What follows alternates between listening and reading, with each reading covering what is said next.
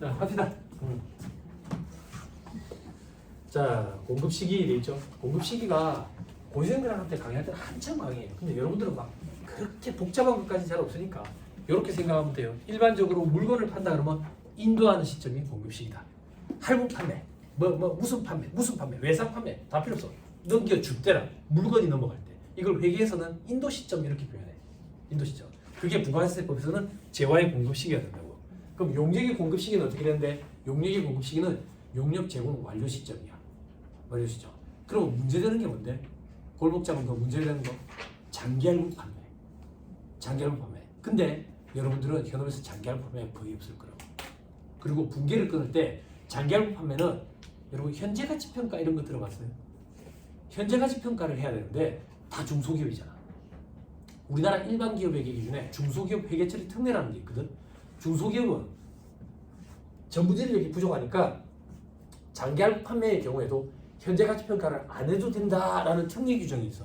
그래서 여러분들이 관심이 없는 거야. 현행회계는 처음부터 끝까지 현재가치평가인데 그러면 현재가치평가 안 해도 돼. 장기할부 판매도 별 관심이 없어. 그럼 우리의 관심사는 중간지급 조건부 공급만 좀 주의하면 돼. 완성도 기준 지급 조건부 공급은 뭔데?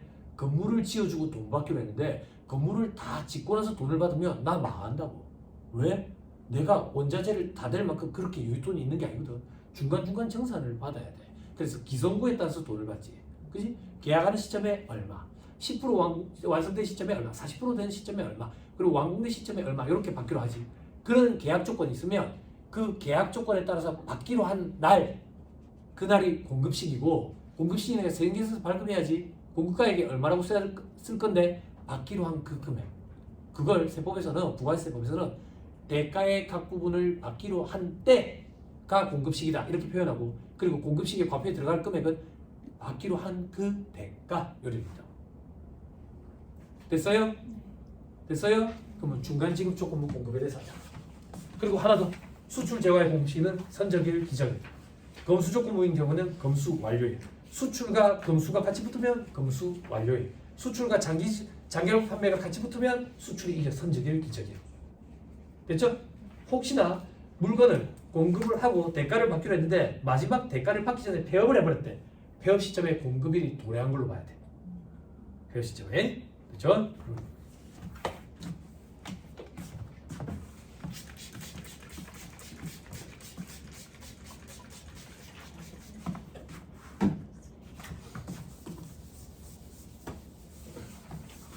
중간지급 조건부 공급 얘기할게요.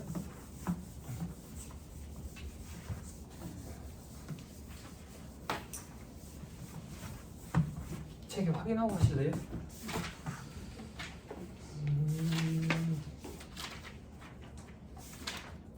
202페이지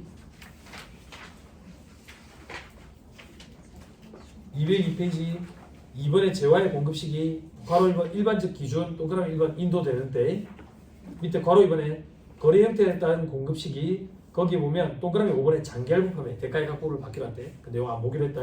동그라미 6번에 완성도 기준 지급 중간 지급 조건부 공급 대가의 각부를 받기로 한대 돼 있죠.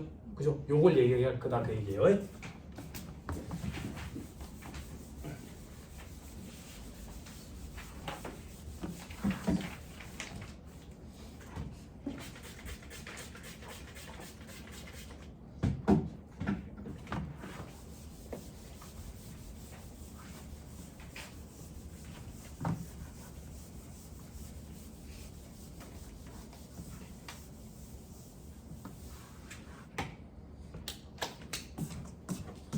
보세요.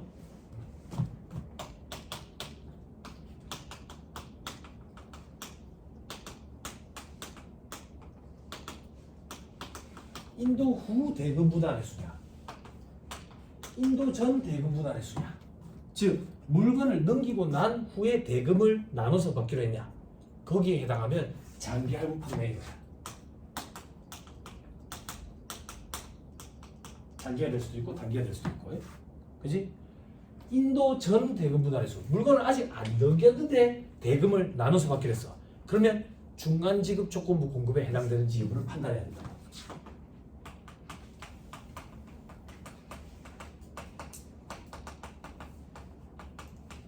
그럼 중간지급 조건부 공급은 결론부터 얘기하자. 공급시기가 어떻게 되는데 대가의 각부를 받기로 한대.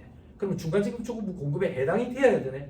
요건을 갖춰야 된다고. 요건이 어떻게 되는데 인도 전 대금 분할횟수 그리고 계약금을 받기로 한 날의 다음 날부터 제품 인도일까지의 기간이 6개월 이상이에요. 그럼 대금은 3회 이상 분할 수량. 왜 3회 이상인데? 계약금 이외의 대가를 분할 수량이거든. 계약금까지 포함하면 3회 이상 분할 수량이야. 법조문은 계약금 이외의 대가를 분할 수량하는 경우가 돼 있다고. 그럼 계약금까지 포함하면 3회 이상 분할 수량이라고요. 예를 들게 기기장치 주문을 해서 주문을 했는데 돈을 이렇게 주기로 했어. 계약금, 중도금, 잔금. 물건은 잔금 칠 때 인도하기로 했어. 인도 전 대금 분할의 수냐? 맞다 이 얘기야. 맞다. 계약금 2월 1일, 요거는 5월 1일, 요거는 9월 1일. 계약금을 받기로 한 날의 다음 날부터 인도일까지 기간이 6개월 이상. 맞네. 계약금까지 포함해서 3회 이상 분할 수령. 맞네. 요런 계약 조건이면 중간지급 조건부 공급에 해당한다고. 그러면 공급시기가 어떻게 되는데? 돈 받기로 한 날 2월 1일 공급시기, 5월 1일 공급시기, 9월 1일 공급시기. 이 부가세 신고한다. 요 두 개가 들어가야 돼. 얼마 금액, 과표가 얼마 들어가야 되는데 받기로 한 그 금액 100원, 200원, 700원 이렇게.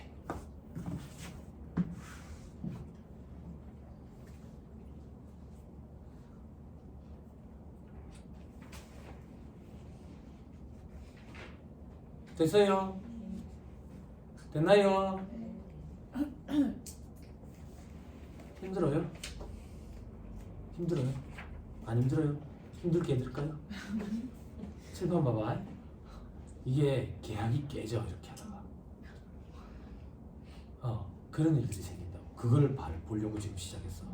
어떻게 계약이 깨졌는데 계약할 때 계약금 100원을 줘. 중도금 칠 때 되니까 돈이 없는 거야. 돈이 없어. 돈이 없어서 이걸 잔금 칠 때 같이 줄게 이래 되는 거야. 잔금 칠 때. 그럼 봐봐. 돈을 몇 번 주는 거야? 한 번, 두 번. 그러면 3회 이상에 해당이 돼 안 돼? 중간지급 조건부 공급 계약 조건이 깨진다고. 그러면 중간지급 조건부 공급이 아닌 거야. 아니면 원칙적인 공급 시기는 언제라 했는데 인도 시점이라고. 그치? 그럼 인도 시점에 세금계산서 발급을 할 때 얼마를 발급해야 되냐 이거야. 얼마를? 요거까지 포함해서 1,000원이냐 아니면 900원이냐 이거야. 900원이야. 900원이야. 요거는 선발급 특례를 인정해줘. 여기까지 알고 계시면 괜찮은 것 같아요. 이 계약 조건이 변호사 실무적으로 많이 깨져. 자금 회전이 안 이루어지기 때문에.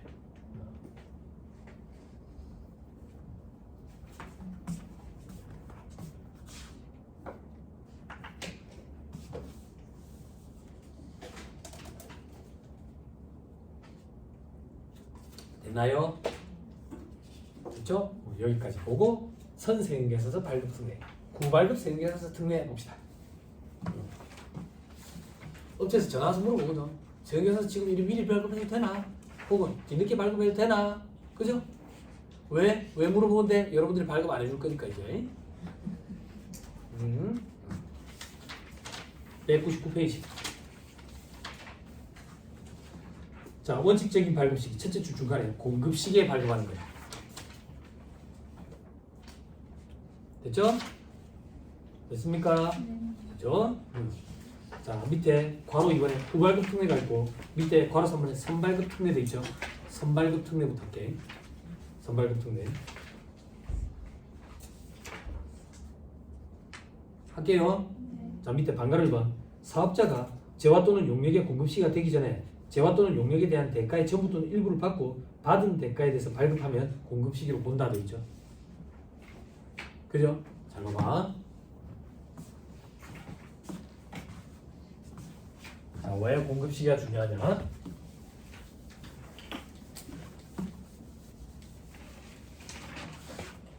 제발 보세요.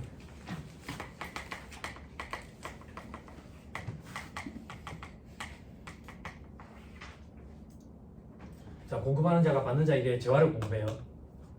10억원치예요. 10억. 그럼 얘들은 부가세 1억만큼 매출세액을 내야 되고 얘들은 1억만큼 매입세 공제를 받겠죠. 그죠? 그죠? 이 거래가 언제 일어나는데 7월 1일에 일어나요. 그럼 부가세 신고 12월 부가세 신고 1월 25일까지 하고 납부하겠죠. 요거는 1월 25일까지 하고 30일 내에 환급 받겠죠. 그죠? 제가 이런 표현 굉장히 싫어하는데 현업에서 일할 때 여기를 을이라고 얘기 많이 하지. 영업팀. 여기를 갑이라고 많이 해야지. 구매팀. 그지? 그지? 그래서 이 구매팀 받는 자가 갑이 힘없는 공급자를 이용한다고. 어떻게 이용하는데? 물건은 여태 주라. 여태 주는데 세형계산서 6월 30일 좀 발급해주라. 세형계산서. 그러면 얘들 입장에서는 7월 25일에 신고 들어가고 30일 내에 환급 받으니까 반년 확 땡기지. 근데 얘들은 어떻게 하나? 그지? 그래서 이런 힘없는 공급자를 보호하기 위해서 전자세형계산서 제도가 도입이 된다고. 됐죠? 그럼 선발급 특례라는 얘기는 물건을 아직 주지도 않았는데 먼저 발급해달래. 하면 되겠냐고. 공급자 힘든데. 그죠? 계속 이렇게. 사업자가 재화 또는 용역의 공급 시기가 되기 전에 대가의 전부 또는 일부를 받고 발급한대. 그러면 된대. 돈을 받았대. 돈을 받았대. 그러면 보호 안 해줘도 되지. 그래서 정부를 받았대. 혹은 일부를 받았대. 받은 거에 대해서 세금계산서 발급해주는 거는 괜찮다 그 얘기야. 됐어요? 저를 봐. 끝까지 해야 돼. 완벽하게. 그러면 공급 시기가 언제가 되냐 이거야. 발급하는 날이 공급 시기야. 무슨 말인지 이해했어요? 발급하는 날이 공급 시기야. 됐죠? 오케이. 넘어갑니다. 안가로 2번. 발급 후 7일 내에 대가 수령하는 경우도 인정된다. 자, 이 얘기야. 선생님, 좀 발급해줘라. 왜 그러는 거야? 아니, 안 된다, 법적으로. 대가의 일부 또는 전부를 받아야지 우리 세금계에서 발급해준댔다. 아이, 해줘라. 은행이지 문을 닫아서 다이가. 월요일에 줄게. 일주일 안에 줄게. 그건 된다. 그 얘기야. 됐어요? 됐죠? 그 다음 반감 3번. 이거는 뭔데? 줄게. 아니 일주일 안에 줄 수 있나? 일주일은 좀 그런데 조금 더 걸릴 것 같은데. 그럼 뭐 한 달 내에는 되나? 한 달 내에는 줄게. 그게 반감 3번이야. 선발급에서 된다. 근데 반감 3번 한 달 내에는 요건을 충족해야 돼. 요건. 어떤 요건을 충족해야 되는데? 청구 시기와 대금 지급 시기 사이의 기간이 30일 내여야 돼. 그럼 청구 시기와 지급 시기는 무슨 말인데? 세금계산서의 기능 중 하나가 청구서의 기능을 해. 세금계산서 발급하는 날이 청구 시기인 거야. 그럼 지급 시기는 비고란에다가 날짜를 쓰면 돼. 언제 지급하겠다고. 그리고 그 기간이 30일 내면 된다 그 얘기야. 그러면 물건의 공급이 이루어지기 전에 미리 세금계산서를 발급해도 오케이 인정이 된다 그 얘기야. 됐어요? 됐나요? 그죠? 오케이. 자, 그리고 동그라미 2번 보세요. 재화 또는 용역의 공급 시기가 세금계산서 발급일이 속하는 과세기간 내에 도래하는 경우도 있죠. 그죠? 돼요? 네.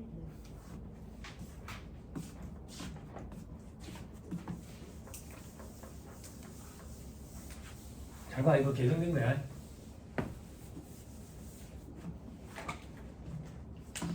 잘 봐. 자, 물건을 인도하는 날은 3월 1일이야. 3월 1일. 요때가 인도일이라고요. 요때가 공급시기죠. 뭐. 요때 세금계산서 발급해야 되는데 세금계산서 미리 발급해 달라는 거야. 2월 1일에 세금계산서.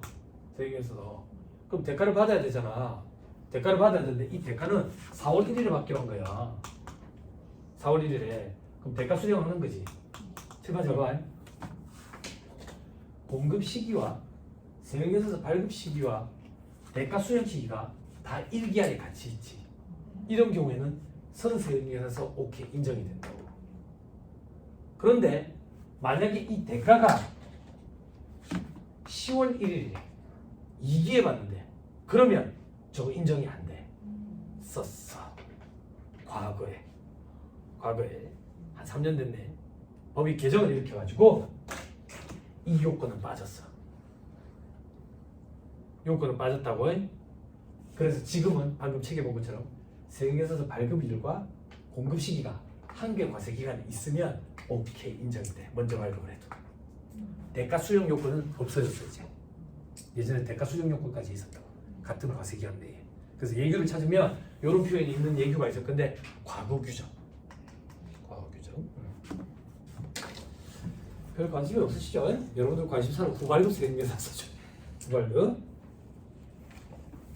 후발급 세금계산서는 제가 말로 할게요. 출발.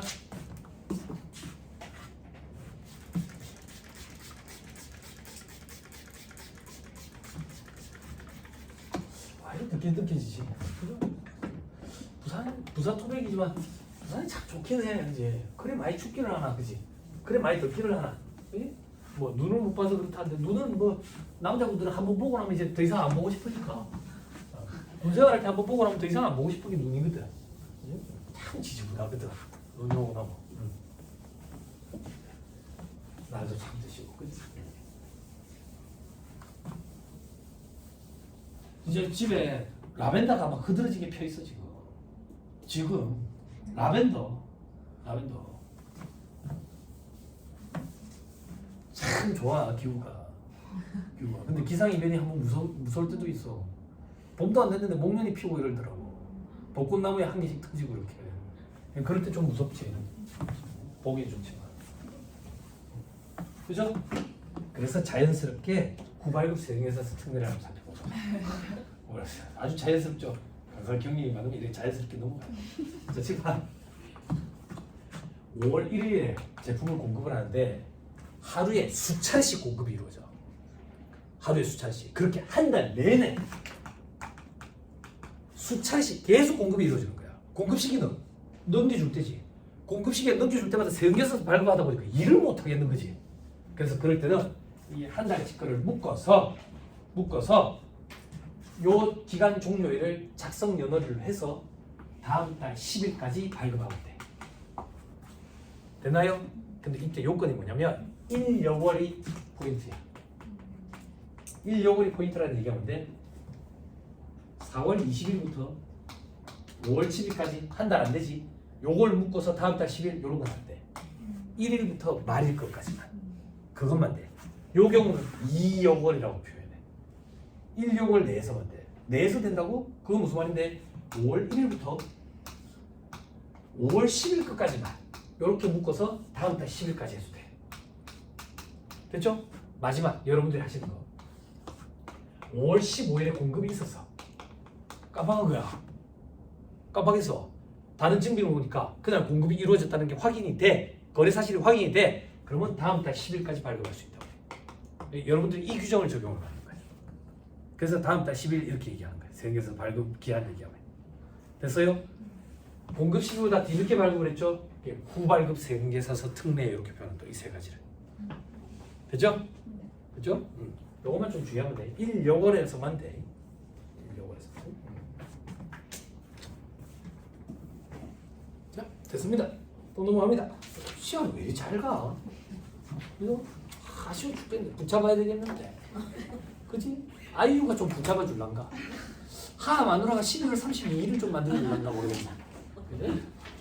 자, 돌아야 합니다. 제 개그를 이해하시려면 사회 다방면에 방대한 지식이 필요해요.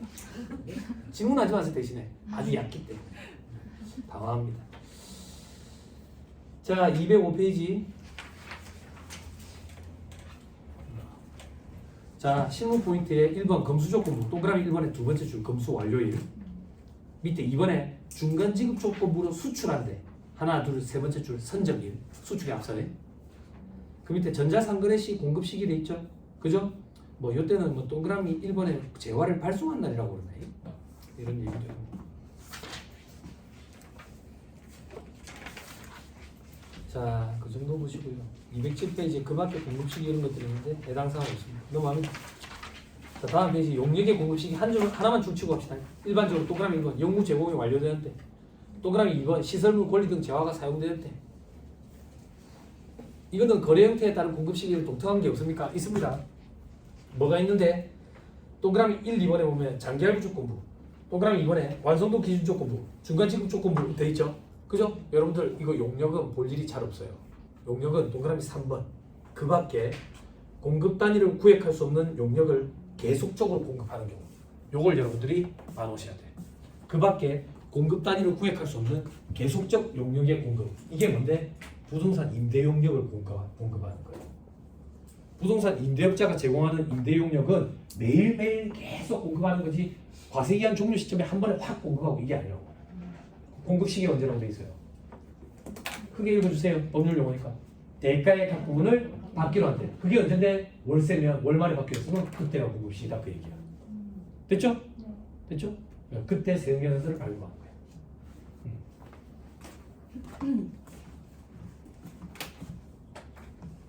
그리고 부가시세법에 임대용역과 관련돼 가지고 독특한 규정 중에 하나가 부가시세법, 소득세법에도 있는데 법인세법에는 없는 규정인데 선세금이라는 게 있거든.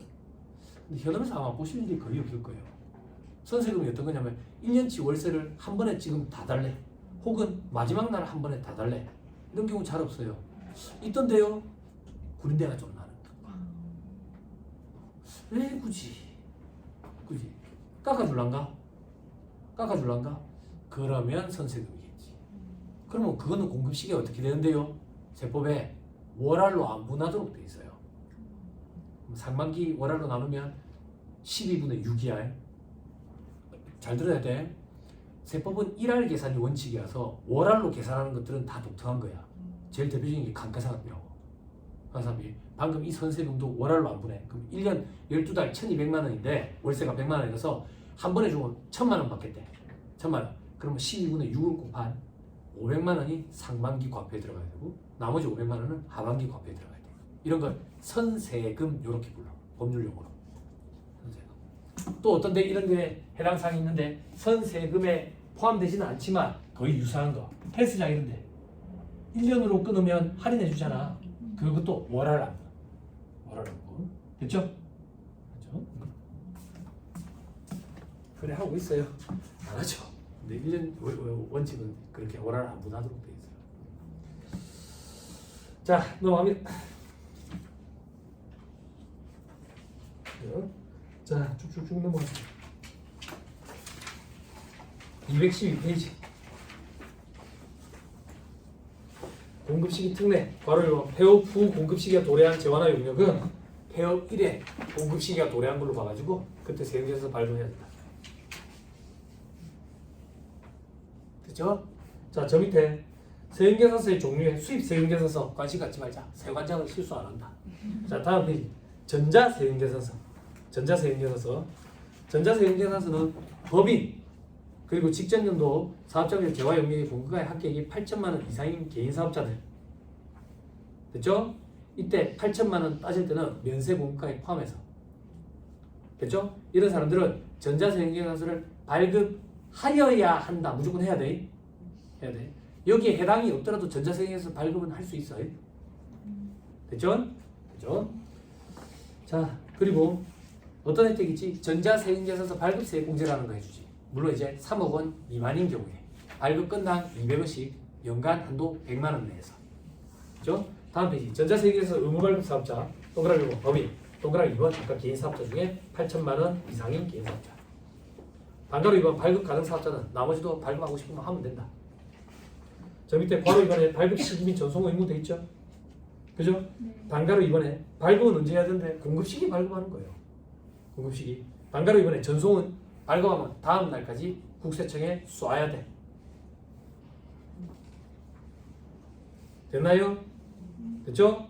다음 페이지에 세금계산서 보존 의무 면제돼 있죠? 그죠? 국세청에 전산에 자료가 들어갔잖아. 그러니까 우리가 보관해야 되는 그런 의무가 없다고 이야기. 그리고 세금계산서 세금계산서 학기표 제출 의무도 없어. 국세청 전산에 들어가니까. 근데 우리는 왜 제출하는데? 페이퍼가 하나씩 있으니까. 그럼 제출해야지. 수기 세금계산서 있으니까. 근데 저는 요즘에 일할 때 수기 세금계산서 볼 일이 없던데. 전자세액에서 의무 발급 사업자한테 수기로 끌어왔더라. 1% 가산세. 그죠? 1% 가산세. 가공이더라. 3%다. 3%다. 그죠? 가공인지 여부를 우리가 판단하기 솔직히 쉽지 않지만. 자, 밑에 괄호 4번에 가산세는 있죠. 그죠? 이걸 제가 그림으로 보여줄 거니까 요 동생들을 좀 썼으면 좋겠어요. 썼으면 좋겠어. 3시 반에 가셔야 되는 분 계시지? 네? 요거 쓰고 가세요. 요거 쓰고 가. 네? 중요해.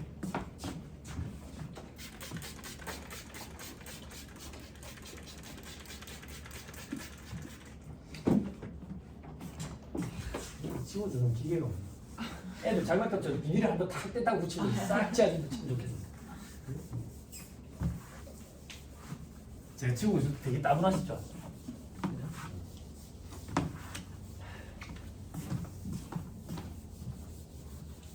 그래도 그때 마음이 너무 고맙죠. 학원에서 이거 코로나 때 비싼 돈 주고 다 바꾼 거예요. 물칠판이라고 불러요. 물칠판. 그러면 이 분필 가루 있잖아. 이제 이 몸에 해로운 게 좀 덜해서 하루 더 살 수 있어요. 엄청 감사하지? 그죠? 칠판. 공급하는 자와 공급받는 자를 세로로 한 번만 써볼게. 자, 공급하는 자. 공급받는 자. 자, 재화를 공급하는데 공급 시기는 언제인데? 5월 1일이야. 5월 1일. 그럼 자, 칠판. 공급 시기가 5월 1일이야. 세액에서는 언제 발급해야 돼요? 5월 1일이라고. 됐죠? 발급을 안 했대. 안 했어요? 됐죠? 그럼 원칙적으로 이제 가산세 대상이 되는 거야. 자, 공급 시기에 속하는 과세기한 종료일 언제예요? 5월 30일. 어? 6월 30일. 왜? 집중력이 떨어지셨나 보다. 누구예요? 좀 도와주세요. 에 대한 확정 신고 기한은 언제예요?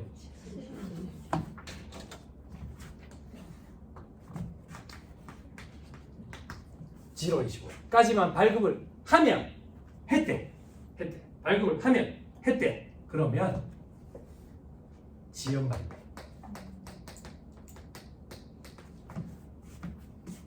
요 법률 명칭은 세금계산서 불성실 가산세야. 거기에 지연 발급이 있다고. 지연 발급 1%. 가산세. 그때까지 안 했대. 그러면 미발급이야. 2%에. 됐어요? 고시 공부하는 수험생들도 그렇고 현업에서 일하는 실무진도 그렇고 이게 아구가 맞춰서 일하기 참 편해요.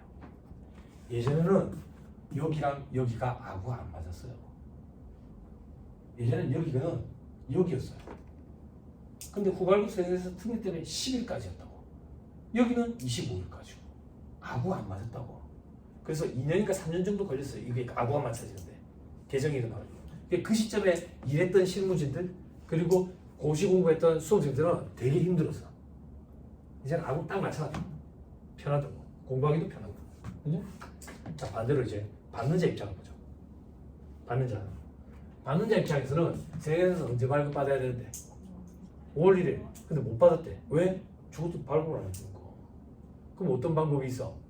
매입자 발급 세금계산서를 발행 세금계산서를 좀 요청하는 방법이 있겠지. 근데 얘들이 그런 거야. 좀 늦는다고. 그지? 그러면 원칙적으로는 가산세가 없어. 왜 가산세가 없는데? 매입세 공제 자체가 안 돼. 공제 자체가 안 된다고. 그런데 그럼 얘들 불이익이 너무 크잖아. 그지? 그래서 공제를 해주되 가산세를 매긴다고. 근데 어떤 기준인데? 공급 시기에 속하는 과세기한 종료일 언제예요? 과세기한 종료일에 대한 확정 신고 기한은 7월 25일까지만 수치를 하면 했대. 그러면 가산세는 있지만 매입세 공제는 해줘. 대신에 가산세는 있어. 왜 이래? 가산세는 있어. 됐어요? 이 가산세가 0.5%라고. 이 가산세 이름이 우리가 현업에서 뭐라고 부르느냐?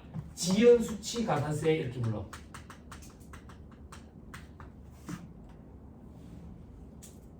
됐어요? 근데 원래 법률 명칭은 이게 아니야. 원래 명칭은 매입처별 세금계산서 합계표 불성실 가산세야. 이건 합계표 불성실 가산세에 있다.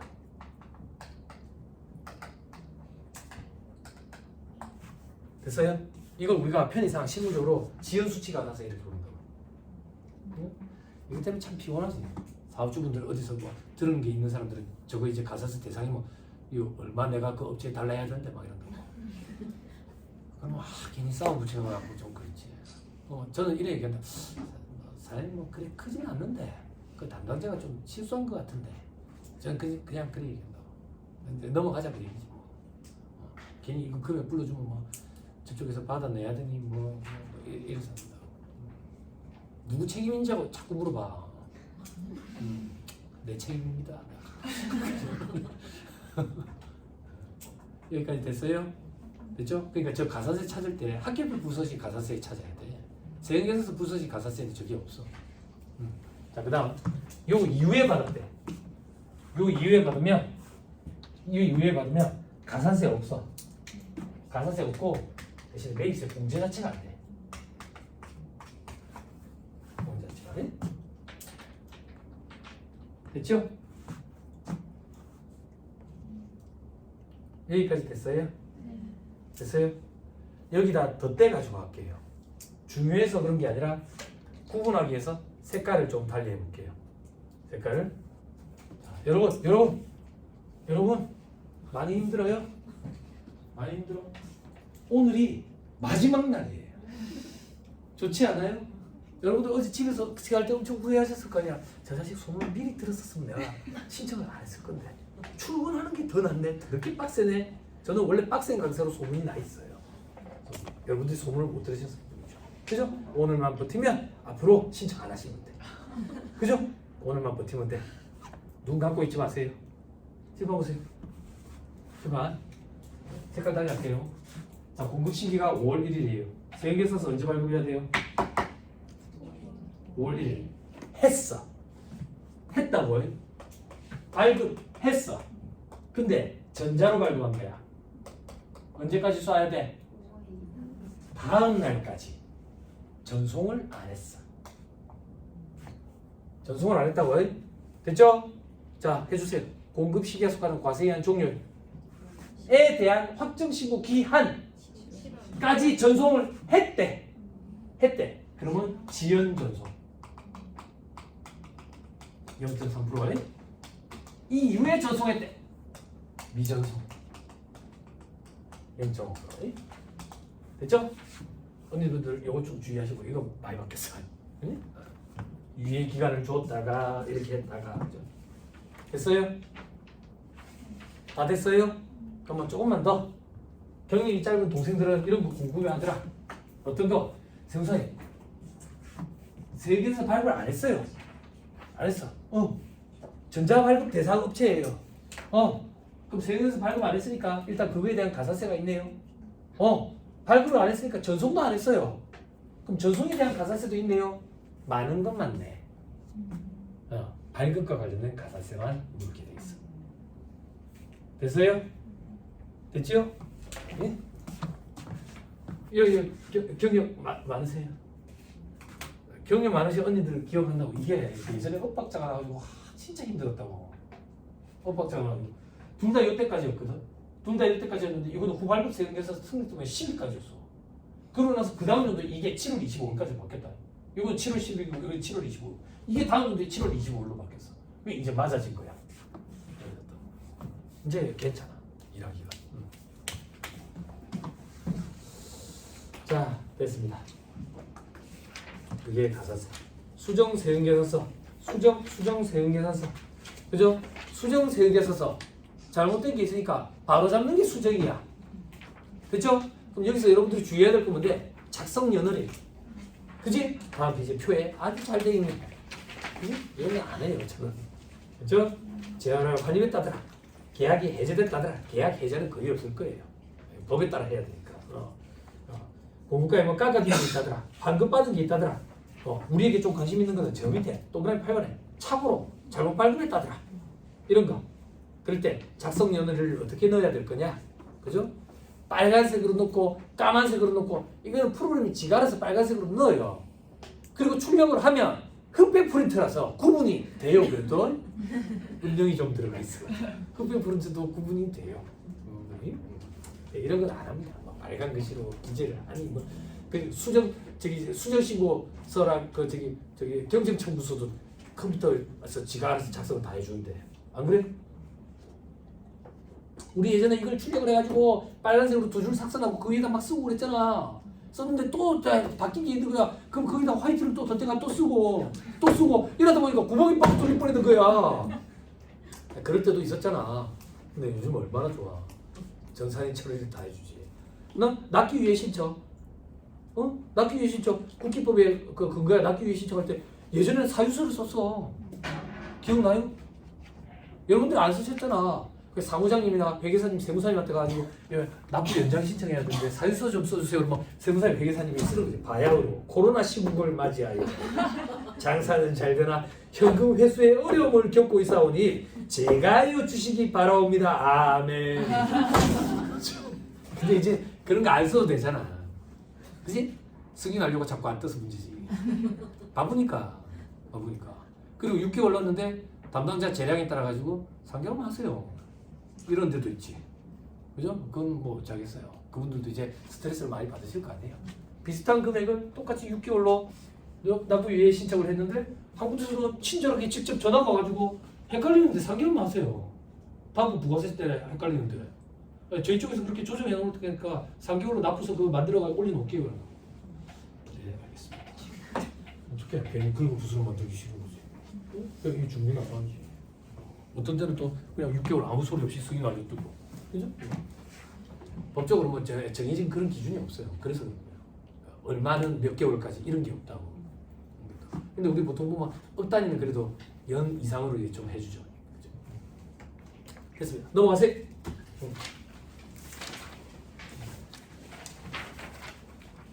218페이지. 괄호 10번에 과세유형 변경시 특례에 되어 있죠. 그죠? 해당 사항이 없더라도 체크만이라도 다 해놓으세요. 일반에서 간이로 과세유형이 전환된 후에 과세유형 전환 전에, 즉 일반일 때 공급한 재화용료 공급에 대해서 수정 발급을 해야 된대. 수정 발급. 그럴 때는 두 번째 줄 끝에 처음에 발급한 세금계산서 작성일을 작성일로 써야 돼. 됐죠? 그 밑에 반가로 2번. 간이에서 일반으로 전환을 했는데 간이일 때 발급한 거 수정을 할 일이 생겼대. 그죠? 그때도 두 번째 줄 끝에 처음에 발급한 세금계산서 작성일을 작성일로 써가지고 왔다. 됐죠? 자, 그 다음 페이지 실무 포인트 1번에 반품하지 않고 직접 폐기한 재화. 이 얘기야. 물건을 넘겼어. 물건을 넘겼는데 뭐 하자가 있대. 그래, 반품받기로 했어. 반품받기로 했는데 그거 우리 받아봐야 못 팔아. 그래서 부탁했다. 그쪽에서 폐기 좀 해주세요. 그러면 여기서는 마이너스 끊을 수 있다. 그 얘기야. 세 번째 줄에 환입된 것으로 봐가지고 수정 발급할 수 있다. 됐어요? 그렇죠? 동생들 이런 일이 생길 거예요. 저 밑에 4번에 폐업 시 수정 세금계산서 발급. 동그라미 뭐 공급자가 폐업을 했대. 공급자가. 그렇죠? 폐업 후에 수정할 일이 생겼대. 그때는 세금계산서 발급 못해. 네. 다음 페이지. 공급 받는 자가 폐업했대. 공급 받는 자가. 그때는 총 매출세액에서 당해 계약이 해지된 매출세액을 차감하는 형태로 한다더라. 교부까지는 못하더라도. 자, 밑에 당초 공급가액 차고 기재로 수정 세액에서 발급할 때 지연 발급 가산세 적용 여부. 두 번째 줄에 그런 가산세는 적용 안 한다. 하던데요. 이거 봐봐. 수정 세액에서 4월 11일에 발급했다잖아. 처음에 발급한 게 4월 11일. 같은 과세기한 내니까 그런 건 없다. 그죠? 밑에 수정 수입 세금 계산서는 세관장이 잘 수정을 합니다.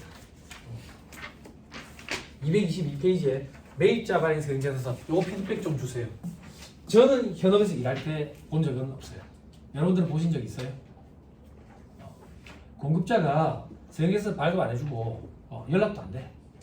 그런 데는 처음 들어봐요? 들어보셨죠? 공급하는 자, 공급받는 자. 발급을 안 해주고 연락도 안 돼. 공급받는 자가 관할 세무서에 찾아가지고 요청을 하면 관할 세무서장이 공급하는 자 세무서장이랑 연결을 해가지고 이 거래 사실이 있었는지 확인을 해가지고 여기서 발급을 해줘. 그럼 나는 그게 세무사를 수취한 거나 마찬가지이기 때문에 그걸 근거로 매입세 공제를 받을 수가 있어. 알았어. 근데 너무 분도까지는 안 돼. 분도까지는. 그래서 이게 얼마였더라?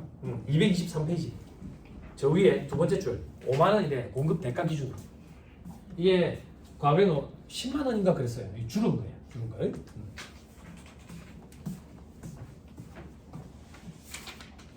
넘어갑니다. 224페이지. 자, 요거는 보세요. 영수증. 아까 얘기했었어요. 그럼 어떤 사람들이 영수증 발급 대상인데 225페이지 저 위에 동그라미 1번. 주로 사업자가 아닌 자, 즉 최종 소비자를 대상으로 하는 사람들. 동생들 이렇게 생각하면 돼. 최종 소비자한테 세금계산서 끊어주면 어디다가 갖다 쓰겠어? 쓸 일이 없잖아. 그럴 때 영수증을 발급한다 그 얘기야. 혹은 동그라미 2번. 간이가세자 중 다음에 해당하는 자. 이 사람이 누군데? 간이가세자는 이제 원칙적으로 세금계산서 발급 의무가 있다 했지. 다만 과거랑 동일하게 4,800이 안 되면 발급 못한다 했지. 발급 못하면 증빙이 없잖아. 영수증 발급하는 거야. 그게 동그라미 길. 됐나요? 세무사는 동그라미 이유는 뭡니까? 신규로 사업하는 계시자로서 간이가세자로 하는 최초 과세기한 중에 있는 자. 이 사람은 누굽니까? 신규 사업자. 처음에 간이로 신규 사업자 내도 되고 일반으로 내도 되잖아. 간이로 냈대. 그 얘기야. 그렇죠? 그렇죠?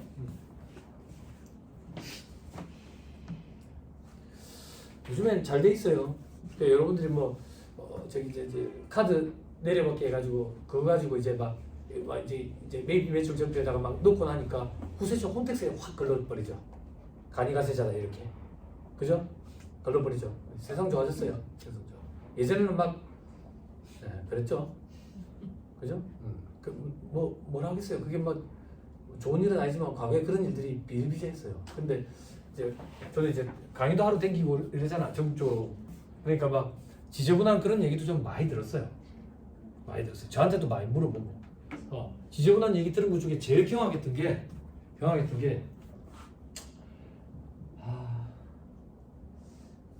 지저분한 얘기 하지 말까? 응? 지저분한데. 출애나 해봤어요. 출애나. 트레일러. 연애해보고 싶죠? 개인 사업자. 그 사람들 그거 장비 하나밖에 없거든. 그 사람들 공제받을 거라고는 유가 환급금밖에 없어. 유가 보조금 그거밖에 없다고. 근데 그 사람들이 이제 부가세 부담이 크니까 항상 하는 얘기가 방문가라도 좀 넣어달라 하는 거. 방문가를 넣어주려면 공무생인데 공무생이라는 애 직원이 있다는 얘기잖아. 직원이 없는데 그치? 안 되지. 근데 과거에 어떤 일이 있었냐면 여기 벌써 오래됐는데 부산에서 강의 들으시는 분이었는데 경력이 많은 언니였는데 하도 사업주가 얘기를 해서 안 돼가지고 이 언니가 밥값을 좀 넣어준 거야. 밥값을 넣어줬는데 5년, 3년이 아니라 바로 연락 왔더래. 세무서에서 바로 연락해가지고 공무생비가 얼마냐고. 공무생비가 개인 트레일러인데 그래서 그럼 어떻게 할까요? 알고 계시죠? 네. 업체 사장이 경비직이 없어가지고 이래 해가지고 좀 넣었다고. 그랬더니 그 단원 공무원이 그 임의로 그 식대로 해가지고 넣으신 거 그것만 따로 추려가지고 수정식으로 넣으세요 그래. 근데 그날따라 여직원이라고 얘기하면 그래. 저보다 연배가 더 많으신 분이 경력 많으신 분이라고 맨 앞에 항상 앉으시는 분이었는데 그분이 그날 조금 심기가 불편한 상태였어. 심기가 불편한 상태라 가지고 전화 통화에 또 상대방이 조금 땡땡거리겠지. 그래서 이분이 뭐라고 얘기했냐면 우리 수수료 이거 받았는데 수수료 그거 갖고 그거 못 발라줍니다.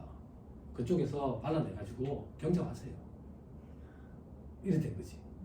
이래 됐는데 이제 그래 말시간이 붙은 거지. 감정 싸움이. 그래 저쪽에서는 그렇게 얘기하시면 어떻게 하냐고. 신고서를 그렇게 접수시켜 놔놓고. 근데 이 사람이 또 이제 이래 되니까 뭐라고 얘기했냐면 이 사람이 아직도 기억나. 출연하는 밥도 안 먹어요. 그런데 상대방이 제 쪽에서 이거 정리할 테니까 다음부터 이렇게 하시면 안 돼요. 그래서 제가 그 얘기를 듣고 그분한테 뭐라고 했는지 아세요? 저랑 같이 하시죠. 그러니까 대리만족을 엄청 느꼈고 엄청 느꼈고 그래서 그런데도 유가 무조건 이런 거 말고는 없어 경비실에. 그러다 보니까 불법적인 일들이 일어나더라고. 어떤 불법적인 일이 일어나냐면 이름을 넣지도 않았어. 넣지도 않았는데 주유소 사자 등록도 물어보고 막 믿어. 아니 주유소 사자 등록 나오잖아. 그거 그냥 밀어 넣는 거야. 그러면서 걸린 적이 없다는 거야. 금액이 크지 않으니까 그렇겠지. 여기저기 쪼개가지고. 그렇게 하는데도 이딱 하더라. 부산이었어요. 이제요? 제가 하는 건 아닌데 저 옆에 분이 하시는데 네. 그 우리가 계산했을 때 부가세가 한 800만 원 정도 나왔거든요. 근데 다른 데서는 200만 원밖에 안 나온다는 거예요. 그런 식으로 넣어서 하는 거예요. 엄청나신 분이에요. 본인 얘기를 남 얘기처럼 하시는 그래 하면 안 돼요. 여러분 요즘에는 세상이 많이 빨라져가지고 그런 것도 아마 이제 빅데이터가 있으니까 대조를 할 거예요. 근데 이제 그런 시절이 있기도 있었죠. 뭐 이래 얘기하면 너무 두둔하는 것 같지만 우리 과거에는 다운계약서가 그냥 만연했었거든요. 다운계약서 안 쓰면 매매 거래 자체가 안 됐었죠. 그런 것처럼. 그러니까 제가 드리고 싶은 얘기는 자꾸 밝아지고 있으니까 그런 것들을 하셨더라도 이제는 좀 그래야지. 자꾸 밝아지고 있다고. 그러니까 백에서 세무사가 옛날처럼 눈먼 돈이 있어가지고 큰 돈을 막 이래 손에 쥐고 그런 시대는 끝났어요. 가는 거 길게 가는 직종이에요 이제는. 아니 오늘 점심 뭐 드시다고요? 점심 뭐 드셨어요? 생선구이 카드 결제했어요?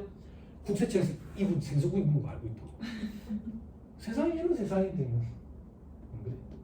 응? 사업주분들이 여러분들한테 전화가지고 절세 방안이라고 어디서 들었다고 얘기하면 다 탈세라고. 지금 절세 방안이라고 얘기하면 직원 임금이 관련된 거야. 그지? 또 어떤 거? 두루누리 그리고 연금직 계좌 소상공인 시장진흥공단 그 소득공제 노란수화공제 그런 거 말고 뭐 있겠어? 경비를 좀 꼼꼼히 챙기는 거. 저는 항상 창업하는 사람들한테 이제부터는 똥 한 통도 카드로 결제하셔야 됩니다. 아유 생선 저는 꼼꼼한 성격이 아닌데요. 사업주들 다 그렇다고. 장사를 하다 보면 빠꾸미가 된다고. 응? 주머니에 남는 돈이 없다라고 느끼는 순간부터 빠꾸미가 되는 거예요. 그래서 예전에 제가 월급제로 있었던 사무실에 14층짜리 조그만 빌딩, 메디컬 전문 빌딩을 하는 사업주분이 70대 중반의 어르신이었는데 그분이랑 얘기를 하더라. 내가 깜짝 놀래. 세금이 내보다 빨라. 세무사님 일하면 세금이 어떻게 돼요? 이래 됩니다. 뭐 그러면 내가 주머니 이 정도 남겠네. 깜짝 놀래. 제가 깜짝 놀래. 그러니까 처음부터 그랬겠네요. 장사를 하시면 이제 빠꾸미가 되지. 그러니까 빠꾸미가 될 때 합법적인 쪽으로. 그죠? 그러면 경비라든지 증빙 이런 거는 어떻게 하면 되는데 창업 관련돼가 제가 교육할 때 사업주들한테 뭐라고 얘기하냐면 그냥 회계 사무실에 다 던져주세요. 그러니까 세금계산서, 신용카드 매출 전표, 현금 영수증, 간영수증 이렇게 챙겨서 그냥 섞여도 돼. 섞여도 돼. 연습장 하나 사가지고 500원짜리 그냥 하루하루 정산할 때 풀칠해가지고 탁 붙여. 그럼 요만큼 쌓이면 길 가다가 회계 사무실 모이면 갖다 던지고 주고 가면 된다고. 그 회계 사무실에서 사대법적 증빙을 걸러가지고 넣어줄 거라고. 와 그런 표정이 여기서 이렇게 얘기하면 그지? 우리가 일이 많아지는 거지. 그 일이 많아지는 걸 줄여주기 위해서 자동 내려막기가 있잖아요. 그죠? 간이영수증은요 다 안 넣어줘요. 안 넣어줘요. 왜 안 넣어주시는데요? 한 묶음으로 갖다 주던데. 같이 붙어 있어. 날짜는 다 달라. 근데 금액은 다 3만 원이야. 한국놈의 바보다 이거. 그렇지만 회사에서 신경 써가지고 갖다 준 증빙이지 버리지는 않아요. 버리지 않으면 안 넣어줘요. 안 넣어줍니다. 저는 안 넣어줍니다. 그리고 신고 기간 끝나고 나서 뒤늦게 보내주는 그런 데도 있어요. 미리 넣어달라고. 미리 안 넣죠. 신고 기간이 끝나도 안 넣죠. 한영수 뒤늦게 보내주는 데 있어요. 그죠? 절대 미리 넣어주면 안 돼요. 근데 어쩔 수 없다. 그러면 2% 가산세 매기 안 넣어주세요. 응? 없을 거예요.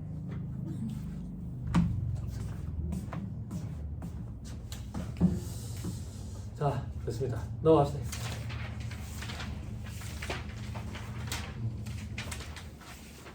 쭉 넘어가서 자 231페이지 과표와 매출세액 되죠. 그죠? 자 여기서부터는 숫자를 얼마 넣을 거냐 근데 숫자를 얼마 넣을 거냐 우리 현업에서 잘 안 보는 그런 것까지 볼 일은 없을 거예요. 231페이지 재화 용역의 공급에 대한 과세 표준에 보면 괄호 1번 왼쪽에 쓰여진 글자 좀 읽어주세요. 됐죠? 여기다가 여기다 그리고 괄호 3번 읽어주세요. 됐죠? 여기까지가 다 4대 법적 증명이에요. 그죠? 그리고 괄호 4번 왼쪽에는 뭐라고 돼 있어요? 기타. 여기 뭐가 들어가요? 현금 매출. 그리고 또 뭐 있어요? 간이용수죠. 간이용수지. 저거. 간주임대료. 됐죠? 됐어요? 자, 극단적으로 가정할게요. 극단적으로 가정합니다.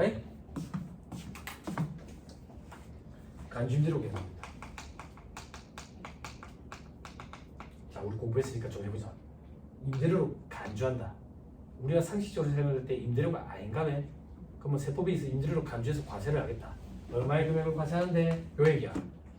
보증금? 사업주 누구 보증금 받으면 뭐하는데? 뭐하기는 제로금리 시대에 은행에 다 박아두지. 이 은행에 박아두면 이자 정도 묻겠네. 이자 붙지. 그만큼을 부가가치 창출된 걸로 봐서 그거에 대한 10%를 매출세액으로 내라. 이게 간주임대료예요. 근데 이 이자율은 1년짜리 정기예금에 박아둔 걸로 보자. 그래서 정기예금 이자율. 근데 1할 계산을 하니까 적수 계산이 이루어지는 거야. 이건 다 알고 계시죠? 그죠? 가정할게요. 요게 100만 원이더라. 100만 원이더라. 그럼 봐봐. 그럼 여기 기타 괄호 4번에 100만 원 들어가겠지. 그럼 오른쪽에 매출세액 10만 원 들어가지. 그지? 그지? 과표에 이게 포함이 돼야 안 돼? 들어가지? 근데 부지런한 언니들은 수익 금액 제외 이렇게 제외시켜 놓지. 간주임대료 해가지고. 그지? 그게 무슨 말인데? 자, 법인세 신고할 거야. 법인세 신고할 거야. 법인세 신고할 때 제일 처음에 뭐예요? 표준 불러오죠. 표준. 저는 이제 외부 조정 업체를 많이 하니까 이제 찍어 넣거든. 여러분들은 백데이터가 있으니까 표준 불러올 거 아니야. 그 저장하고 닫죠.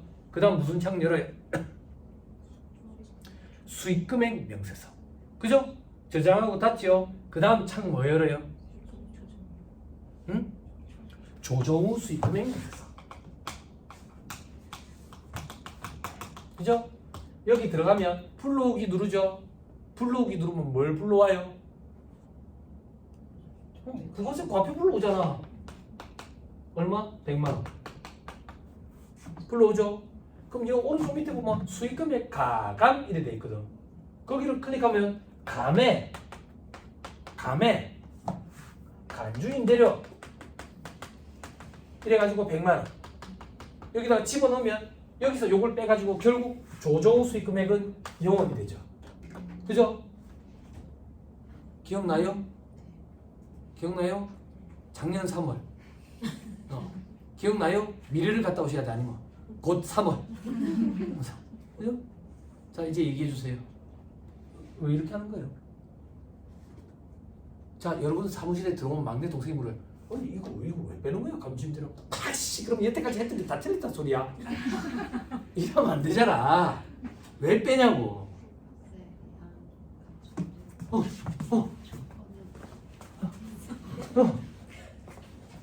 달라서? 다르지 그래. 그래, 많이 다르지. 그죠? 아니요, 그냥 말씀해주세요. 언니 이거 안 했어요? 보이세요? 얘기할 때 안 했어요? 안 했어요. 죄송해요. 왜 안 했지? 지난달에 얘기했나? 언니 이거 왜 빼? 언니 막내 동생이 물어보잖아요. 이거 왜 빼? 이렇게 질문했더니 경력이 많으신 차장님이 세무사님 법인세법에서는 간주임대료가 입금이 아니잖아요 그러더라고. 입금입니다. 법인세법에 간주임대료 계산하는 산식이 있어요. 계산하는 산식이 어떻게 생겼는데요? 써드리면 부역질 날 거예요. 보증금 적수에서 건설비 적수 차감해요. 여기에 정기예금 이자를 곱하고 365로 나눠요. 여기서 금융수익을 차감해요. 이 금융수익에 수입이자 할인료, 수입배당금, 신주의수권 처분이익, 유가증권 처분 손익을 차감해요. 그죠? 너무 빨리 얘기하시는데요? 천천히 얘기하면 더 싫을걸요? 그죠? 자, 저는 이거 안 물어봤어요. 왜 빼냐 이거예요. 법인세법상 입금인데 왜 수익금액에서 조정해가지고 수익금액 영원으로 맞춰버리냐고 라고 막내 동생이 물어보고 있다니까요. 언니들, 법인세법은 간주임대료를 아무나 계산하는 게 아니에요. 부동산 임대업을 주업으로 하면서 차입금이 자기 자본의 2배를 초과하는 법인들만 간주임대료 계산 대상이에요. 나머지 법인, 여러분들이 보시는 일반적인 법인은 간주임대료 계산 대상이 아니니까 이걸 영원으로 맞춰야 되니까 불러온 금액에서 빼주는 거예요. 됐어요? 여기 지금 산식 보시고 멘붕 오신 분들 계시거든. 언니들 중에 어떤 멘붕? 세무사님 산식이 이래 된다며. 보증금에서 건설비 뺀다며. 건설비가 보증금보다는 훨씬 더 크지. 전대를 준다고 쪼개서. 그럼 여기가 더 커. 더 커. 플러스로 돌아선다고. 그럼 이제 언니가 됐으니까 법인세법에서 간주임대료는 부동산 임대업을 주업으로 하는 차입금 과다법인만 입금에다가 집어넣어. 그래서 이 법인은 거기에 해당 사항이 없기 때문에 빼기 위해서 영원으로 맞추기 위해서 빼주는 거야. 언니지 언니. 탁씨가 언니가 아니라. 그죠? 그죠? 소득세법은 어떤데요, 세무사님? 소득세법은 부동산 임대업을 주업으로 하는 그런 요건 없어요. 없어요. 간주임대료 계산 대상이 됩니다. 다만 주택과 부수토지는 간주임대료 계산을 안 하죠. 그런데 3주택 이상을 보유하면서 주택보증금 합계액이 3억 원을 초과해 간주임대료 계산하죠. 주택임대 3차도 간주임대료 계산하는 거 보신 적 있죠? 요건이 어떤 데는 계산하고 어떤 데는 계산 안 하거든. 집이 2채 이상은 계산 안 해. 3채 이상이면서 보증금 받은 게 3억 원 넘는데 그러면 간주임대료 계산해야 돼. 응? 여러분들한테 제가 생각할 때는 여러분들한테는 그게 훨씬 더 중요하다고. 왜? 산식은 프로그램에 세팅이 돼 있어. 그건 프로그램이 우리를 대신해서 도와준다고. 할지 안 할지를 우리가 구분해야 될 거 아니야. 안 그래? 그것까지 프로그램이 구분해준대. 그러면 우리는 필요가 없어.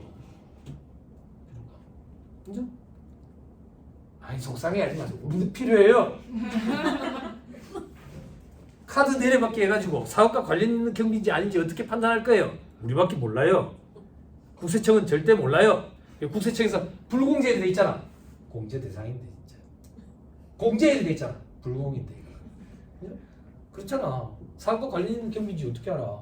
제 첫 거래처 여자 혼자서 컴퓨터 세대 가지고 그래픽 한다고 디자인 한다고 디자인. 그 체크레체라 가지고 너무 고마워가지고 제가 약속을 했다고. 수수료 안 올리겠다. 그리고 목돈 지출할 일이 있을 때 만약에 거래 상대방이 현금으로 한번 좀 싸게 해주겠다. 그러면 내한테 바로 전화해라. 그렇게 하는 게 유리하다. 혹은 세형에서 수수하는 게 유리하다. 내가 얘기해 줄 테니까. 전화가 왔어. 키보드 사야 되는데 여기 사장님이 현금으로 하면 10% 까준다는데 이러는 거야. 그 사장님 부가세만 까주려고 그러네. 자기 종수세도 영향 미치는데 좀 더 까달라고 해봐. 그러더라고. 안 된다는데 그러면 세금에서 수수하는 게 나을까? 이러더라고. 그 제가 뭐랬냐면 바빠 죽겠는데 진짜. 키보드 얼만데? 300만 원이래. 키보드가 300만 원이래. 그래? 그래? 좀 미안하더라고. 근데 키보드가 왜 그렇게 비싸? 뭐 프로게이머들 쓰는 그런 키보드야? 전자 오르간이야. 당신 뭐 하는 사람인데? 그래픽 디자인하는 사람이 전자 오르간이 왜 필요한데? 내가 얘기한 적 없어? 나 직장인 밴드에 키보드 담당인데 조금만 더 까달라 하고 현금 주고 차. 그건 국세청이 알 수가 없어. 우리만 아는 거지. 그래서 우리 손이 꼭 필요해. 도저다면 도저 세무사에서 사람들 세무사랑 프로가 작년 패턴을 보고 하잖아. 작년에 A 거래처에 돈을 지급했다고. 그래서 그 패턴을 보고 매입 이렇게 잡은 거야. 지급 수수료야 올해는. 이건 사람 손이 탄다고. 우리가 필요하지. 즉 검토할 줄 아는 사람이 필요해. 예전처럼 7, 8년차 동생들이 언니한테 막 기어 올라오고 이런 시절은 이제 끝났어. 언니들 손 듣고 7, 8년차 손 빠르다고? 손 빠른 사람 필요 없는데? 도종보다 손이 빨라? 세무사람보다 손이 빠르냐고? 검토할 줄 아는 사람. 그죠? 언니들 이제 정년이 더 길어질 거야. 한번 보세요. 검토할 줄 아는 사람. 대신에 동생들 중에 한 해 일하고 이제 때리치고 또 놀러 다니다가 공부 안 하고 그러면 이 바닥에서 도태되는 거야. 손 빠른 거, 타수 빠른 거, 뭐 1000타 넘는데요. 나도 타자 연습 그 들어가면 1500타 나와. 나 타수. 해봐. 오늘 집에 가서 낙서장에 들어가서 두드리면 돼. 낙서장에 들어가서 막 두드리면 1,500단 나온다고. 의미가 없다고 이제 그런 거는. 의미가. 검토할 줄 알아야지. 그죠? 이런 걸 좀 알고 계셨으면 좋겠어요. 왜 안 집어넣는지. 됐죠? 됐죠? 우병우법 적용 대상법 이런 데는 요 간주임대료 계산 대상인 데가 있어. 그러니까 여러분들 법인세 세무조정 계산서 작성할 때 임대료든 간주 입금 그 서식 작성해 본 적이 없는 거지. 그러니까 요거에 해당하면 그 서식을 작성하게 된다고. 됐습니다. 자, 232페이지의 과표 수익금액 이런 거 제외됐죠? 그죠? 234페이지 3페이지 공급가액 첫째 줄 끝에 제가 좋아하는 말 나왔다. 어떤 명목이든 상관없어. 대가성이 있는 건 다 들어가. 대가성이 있는 건 다 들어간다는 얘기는 돈뿐만 아니라 현물도 다 들어가. 됐죠? 그때 대가의 유형 돈으로 받았대. 그러면 돈을 과표에 집어넣으면 돼. 동그라미 이번에 금전 외의 대가를 받았대. 이게 뭐라 했어 어제? 교환이라고 했지. 교환. 그럴 때는 공급 한 재화나 용익의 시가라고. 됐죠? 저 밑에 실무 포인트 1번 위약금 두 번째 줄 끝에 공급 대가가 아닌 위약금 손해배상금 그 다음 줄에 과표에 들어가면 안 돼. 들어갑니다. 골프 연구와 투표 보조금 어제 이런 거 다 얘기했었어요. 됐죠? 저 밑에 부당인 계산 부인 이건 시가 관련된 거 넘어갑니다. 쭉쭉쭉 넘어가세요. 자, 236페이지 바로 3번에 대가를 외국 통화로 받는 경우에 동그라미 1번 공급 시기가 도래하기 전에 원가로 환가한 경우는 환가한 그 금액이지 환가한 날에 환율을 적용한다 이런 거 틀린 거야. 잘못된 거라고. 그 다음 환율 적용하면 안 돼. 그리고 동그라미 2번은 공급 시기의 기준 환율, 재정 환율을 적용한다. 요거에 관련된 사례는 밑에 실무 포인트에 있으니까 시간 여유가 있을 때 한번 봐보세요. 저는 아까 말로 다 쪼졌어요. 넘어갑니다. 쭉 넘어가서 기부채납이 되어 있는데 여러분들 관리하시는 업체 중 기부채납 이런 케이스 있었어요? 없죠? 넘어갑니다. 자, 238페이지 저 밑에 괄호 부분에 마일리지 얘기했어요. 포인트. 다음 페이지 239페이지 저 밑에 4번에 이거 혹시나 해당사항 있을까봐 어제 질문하신 분 때문에 괄호 1번에 구매 대행. 구매 대행은 세 번째 줄에 수수료가 과표에 들어가야 되는 숫자야. 그럼 구매 대행인지 아닌지 여부는 어떻게 판단할 건데 재고 그거 책임 누구한테 있냐고. 그걸 가지고 따지는 거지. 됐죠? 넘어갑니다. 자, 다음 페이지 바로 3번 여행업 요것도 한번 보실래요? 어제 우리 뭔 얘기하다가 하나 투어 얘기 나왔지. 그래, 예, 그러면 요거 얘기 좀 할까? 우리나라의 1, 2위 모두 하나대로 같이 가자. 그죠? 하나 투어, 모두 투어 이런 데 있지. 그지?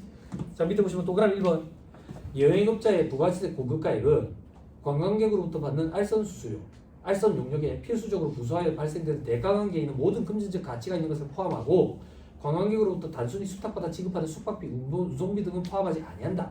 다만 관광객에게 여행의 목적지와 기간만 제시하고 관광객이 부담해야 할 비용의 종류별 금액과 알선 수수료를 구분하지 아니하고 받는 대가는 전액이 공급가액이 된다. 그래서 일반적으로 패키지 상품을 얘기할 때 그 중에 항공권이 얼마고 숙박권이 얼마고 이래는 소개 팔지는 않지. 그러면 전체가 다 과표에 들어간다 그 얘기야. 됐죠? 그게 외형이 커 보이는 거야. 남는 건 얼마 안 되는데. 네?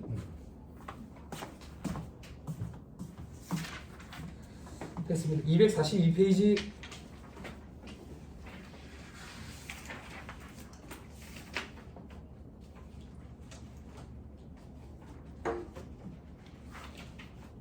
괄호 8번에 특정 매입 조건에 백화점 납품 거래 되어 있죠.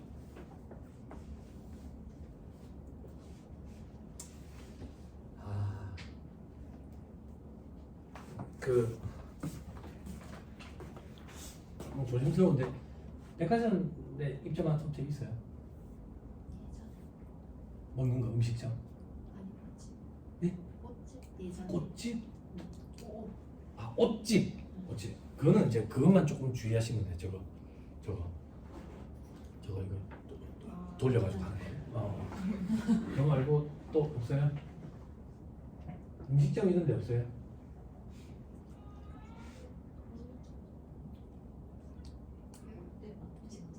네. 그런데 보면 거기랑 백화점이랑 다이렉트로 계약이 잘 안 이루어져요. 그죠? 중간 업체를 끼잖아요. 중간 업체를 껴요.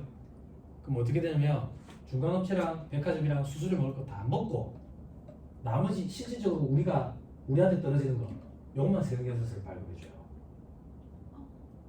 그죠? 그래서 백화점 위탁 경영업체 이런 식으로 돼 있죠. 그죠? 그죠? 그래서 사업장 주소도 집으로 돼 있고요. 거기로 돼 있어요. 그럼 누가 끊어줘요? 세금계산서를? 매출로? 매출로? 그러면 거기 카드 매출 이런 건 어떻게 잡아요? 아, 그죠? 그죠? 그럼 세금계산서를 그쪽에서 끊어주거든. 끊어주거든. 그러면 거기는 의제매입세 공제를 넣어요? 넣어요? 그래요. 아, 이게 조금 조심스럽거든요. 저도 넣긴 넣었거든요. 넣긴 넣었어요. 근데 백화점 위탁 뭐 이렇게 갑자기 진짜 기억이 안 나요. 업종이. 그죠? 아무튼 음식점에 해당되지는 않아요. 음식점에. 근데 다이렉트로 계약이 안 이루어져요. 안 이루어져요. 그 백화점이 그렇게 다이렉트 안 할래요. 그래서 있어요. 법인들이. 그래서 그 식당들 보면 그 식당들 중에 반 이상은 다 그 법인 거예요. 다 달라요. 비빔밥집도 있고 감자탕집도 있고 감자탕집도 있고 그런데 그 다 그 법인이에요. 거기서 조금 이렇게 조금 많이 뭐라고 얘기해야 돼? 하여튼 악덕이에요. 거기는 그렇지는 않아요. 어딘데요? 어느 백화점인데요? 아, 그래. 제가 이제 예전에 관리했던 NC백화점. NC백화점. 그걸 관리해주는 업체가 있어요. 업체가 이제 그래서 저는 아마 앉아서 이제 먹는 거죠. 백화점은요? 백화점은 여러분 임대사업장 아시죠? 루이비통 비싼 그 브랜드 그런 거 있잖아. 에르메스 백화점 있고 에르메스 가방을 파는 게 아니거든. 그죠? 에르메스 매장에 자리를 내주는 거예요. 백화점 임대사업장 마트도 똑같아요. 그래서 부스 위치가 어느 위치에 있냐에 따라 가지고 금액이 다 달라요. 그래서 빌려주는데 한 달을 걸치는 거예요. 음식점 이런 데는. 그런 데는 백화점 위탁 경영, 뭐 음식점 위탁 경영 이런 식으로 해가지고 사업장 주소도 보통 보면 집으로만 해요. 왜냐면 거기 사업장 그 중간에 낀 업체의 사업장으로 등록이 돼 있거든 또. 그래 그런 경우들이 좀 있어요. 그런 경우들이 있어가지고 그럴 때 막 돈이 왔다 갔다 하는 게 복잡해가지고 막 이러는데 아무튼 제가 드리고 싶은 얘기는 그런 경우에 의제매입세 공제가 참 애매모호하거든요. 왜냐면 이 업체에서 물건을 다 받아다 오는 게 아니라 오늘 손님이 갑자기 들이닥치면 물건이 모자라가지고 밑에 지하에 있는 마트에 가지고 감자 배추 이런 걸 사온다고. 그러면 저는 그냥 넣어줬어요. 넣어줬는데 이거는 조금 보수적으로 생각을 해보시는 게 안 나을까 싶어요. 자기 카드 내보고 신용품 산 거라 가지고 넣어줬어요. 그리고 여기 사장님은 FM이라 가지고 집에 가정 살림살이 하는 카드랑 별도로 써요. 개인 사업자님들도 불구하고. 그래서 그렇게까지 하시면 리스크 좀 안고 넣어드리는 게 안 낫겠다 싶어가지고 의제매입세 공제를 넣었는데 그건 판단을 한번 해보셔야 될 것 같아요. 그 수수료가 어느 정도는 여러분 그 백화점 수수료가 38% 정도 돼요. 아니 8%. 그러면 이런 마트 있죠? 마트 텔레비 홈쇼핑 있죠? 그죠? 한 5%예요. 그죠? 별 차이 없죠? 그죠? 그래서 영세한 사업주들은 죽어나는 거예요. 거기 한번 나가서 광고 타고 싶거든요. 그러면 언제 홈쇼핑 이런 데서 뭐라고 연락이 오냐면 우리는 방향성이 그러니까 최저가로 들어와야 됩니다. 최저가로 맞춰서 들어오세요. 그래서 여기서 완전 거의 마진 없이 최저가로 딱 들어오는데 거기서 후려쳐버리는 거예요, 가격을. 그래서 한번 매스컴을 타잖아요. 그지? 그걸로 매출로 파생이 안 이루어지면 이거 망해. 손실 보는 상태로 판다고. 이거 수수료 38%니까 35%. NC백화점 이런 데는 뉴코아니까 좀 싸지 않을까요? 30% 넘어요. 30% 넘어요. 아닌데요. 수수료 많이 안 받는다던데요. 이런 데는 수수료가 없죠. 안 그렇겠어요? 내가 백화점 정신집 아니야? 정신집 아니야? 그 백화점에 입점해가지고 장사하고 싶은 사람이야. 그래서 앞뒤가 똑같은 MC형이야. MC형 여기 와가지고 나한테 막 싹싹 빈다고. 제발 좀 입점하게 해주세요. 알았다. 입점하게 해주겠다. 너는 40%를 내라. 그지? LS는 정씨가 찾아가지고 우리 백화점에 제발 좀 들어와 주세요. LS. 그죠? 수수료는 얼마인데? 수수료 그런 거 없습니다. 그거지. 그지? 그럼 봐봐. 백화점에서 물건을 살 때 에르메스 물건을 사는 거랑 LG 물건을 사는 거랑 뭐가 바가지겠어? 그렇지. 그래서 백화점에서는 하이엔드급으로 사야지. 수수료 엄청나다고. 브랜드가 인기가 없어. 응? 에르메스 뭐 아무나 사는 게 아니라며. 응? 아 혹시 갖고 계시는 분 계세요? 예전에 강의할 때 농담한다고 숫자 집어넣는데 에르메스 버킷백 그런 걸 산다고 해봅시다. 그래 막 1,000만 원 막 이래가지고 막 얘기했는데 나중에 수강생이 오대. 선생님 에르메스 버킷백 1,000만 원 못 사는데. 아 정말? 얼마나 한 4, 5천 해? 1억 하는데요? 1억 넘는데요? 그러더라고. 아 그래? 넌 누군데? 타조 가족이라며? 아 몰랐어요? 아 그런 데가 있어요. 근데 그걸 사려면요 거기 있는 걸 미리 다 사야 살 수 있다면서요. 그런 게 있더라고. 그러니까 가방 하나 사게 하나 갖고 와보세요. 안 보여준대. 왜 안 보여준대? 니는 안 살 것 같으니까. 안 살 것 같아요. 그럼 어떻게 안 보여준대? 손수건도 사고 신발도 사고 뭐 또 뭐 파는데 뭐 머리핀도 사고 이러면은 그에 대해서 가방도 한번 볼래요? 이래 보여준대.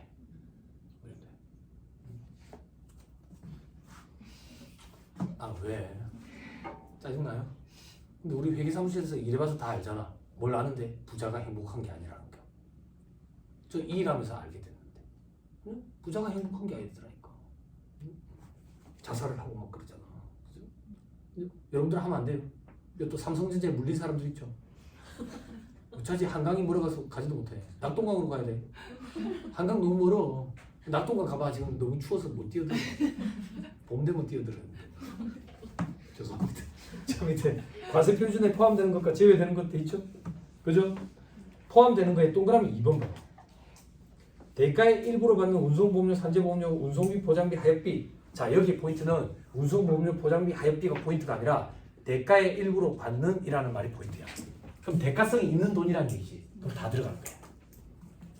됐죠? 자, 그 다음 동그라미 3번 개별 소비세, 주세, 교통에너지, 환경세. 자 여러분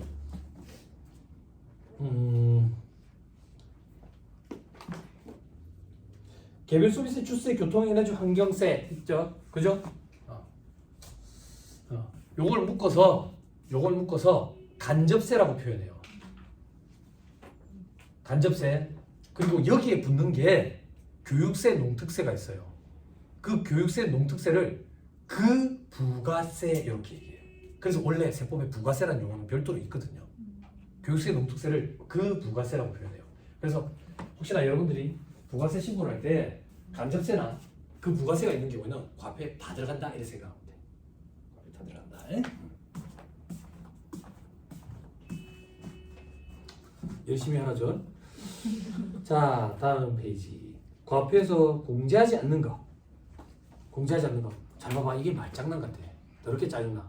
자 보세요. 공제하지 않는 거라는 얘기는 빼지 말란 얘기죠. 빼지 말란 얘기는 더하란 얘기죠. 어찌 더하란 얘기요? 빼놨으면 더해야 되겠지만 안 빼놨으면 더하지도 않지. 안 그래? 그치? 왼쪽 페이지 표에 과세 표준에 포함하지 않는 것 돼 있죠. 포함하지 않는다는 얘기는 더하지 말란 얘기죠. 그러면 빼란 얘기죠. 어째 빼란 얘기가? 더해놨으면 빼야 되겠지. 근데 안 더해놨으면 뺄 일도 없지. 이게 법조문 애매모호해. 그냥 고려하지 않는다 이렇게 생각하면 편해. 고려하지 않는다 이렇게 생각하면 편하다고. 그렇죠? 어떤 것들이 있는데 1번에 대손금. 대손금은 빼야 되는 거 아니야? 맞아. 빼야 되는 건데 과표 계산할 때는 빼지 않고 저 밑에서 대손세액공제라는 명목으로 빼줘. 그래서 과표까지 계산할 때는 얘를 공제를 안 해. 그 다음 바로 이번에 장려금도 있죠. 그죠? 요게 뭔데? 아까 판매 장려금 했지. 안 했나? 거래처 사장. 내 거래처 거기 한 군데밖에 없다고 너무 고마워서 돈을 줬댔지. 그 판매 장려금 과표에서 빼면 안 돼. 그래서 우리 아까 과표가 800원이 아니라 1000원이었지. 그거 해? 됐죠? 자, 그 다음 타자 모준금 뭐 이런 것도 있고. 다음 페이지 3번에 과표에 포함하지 않는 거. 바로 이거 매출, 에너지, 환입, 할인. 요거는 매출액에서 차감한다고. 즉 회계에서 매출액에서 뭔가를 차감할 걸 차감한 후의 금액을 순자를 붙여. 순매출액 이렇게 부르거든. 그래서 회계에서 손익계산서에 들어가는 매출액은 순매출액이야. 그리고 부가가치세법에 과표에 들어가는 금액도 순매출액이야. 그리고 법인세법상 입금에 해당하는 매출액도 순매출액이야. 같아. 네. 됐어요? 됐나요? 네. 됐어요? 됐죠? 그런데 시기의 차이는 있어요. 시기의 차이. 그래서 회계랑 세법 간의 시기의 차이 때문에 세부 조정이 생길 때는 있어요. 세부 조정이 매출 할인 때문에. 됐습니다. 그 정도 얘기가 부가세 강의니까 쭉쭉 넘어가세요. 246페이지 괄호 3번. 도달하기 전에 파손됐대. 그럼 물건 판 게 아니죠. 됐죠? 다음 페이지. 재화 용역의 공급과 관련 없는 국고보조금, 공공보조금. 여기 포인트는 국고보조금이 포인트가 아니라 관련 없으니까 과표에 들어가면 안 돼. 됐죠? 다음 페이지 괄호 5번. 대가의 지급 지연으로 인한 연체이자 대가성이 없으니까 들어가면 안 돼. 반환 조건부 용기 대금. 반환할 거라네. 내가 먹은 거 아니지. 들어가면 안 돼. 괄호 7번. 대가와 구분 기재한 경우에 종업원 봉사료 어제 봉사료 팁 20% 초과되면 원천 징수해야 된다 했지. 그죠? 그 봉사료 20% 초과하는 금액은 종업원한테 줬다고. 그럼 내가 먹은 거는 봉사료는 안 먹었잖아. 그럼 내가 과표에 들어가면 안 되지. 그지? 그래요 안 그래요? 그래서 악덕 고용주들이 있죠. 술집 보주들. 술값이 300이 나왔는데 100만 원만 술값이고 나머지 200만 원 팁이야. 그럼 그걸 여성 접대부한테 줘야 될 거 아니야. 그지? 근데 20%가 넘잖아. 원천 징수해야 될 거 아니야. 그지? 그러면 이 사람이 화류계에 몸담은 게 잠깐이라고. 돈이 급하게 필요해가지고 생활이 곤란해서. 근데 국세청에 몇 년 동안 전산에 보관이 되는 거지. 그래서 원천세 신고를 안 넣길 바라는 거지. 그걸 포주가 알고 있지. 알고 있으니까 돈을 다 안 주지. 네? 그런 것들이 뭐야. 그래서 지금 돌아가셨는데 제가 예전에 수습 기간 동안에 수술을 밟았던 거기 사무실에 제 스승님이 그거 술집 접대부들한테 봉사료 지급하는 거 원천 징수하는 규정 없애자라고 자꾸 주장을 하셨는데 안 받아들여졌어. 됐습니다. 넘어갑니다. 다음 페이지 공급비약 계산의 특례. 일반적인 간주 공급도 있죠. 그죠? 다 했다. 다음 페이지 감가상각자 사례의 간주 공급 아까 시가 정도 기억하자 했다. 시가. 넘어갑니다. 자, 253페이지에 공통사용재화의 공급 이런 거 되는데 이거는 겸용사업자에서 얘기할 거예요. 254페이지 토지와 건물의 일괄 공급. 됐죠? 요 얘기 조금 합시다.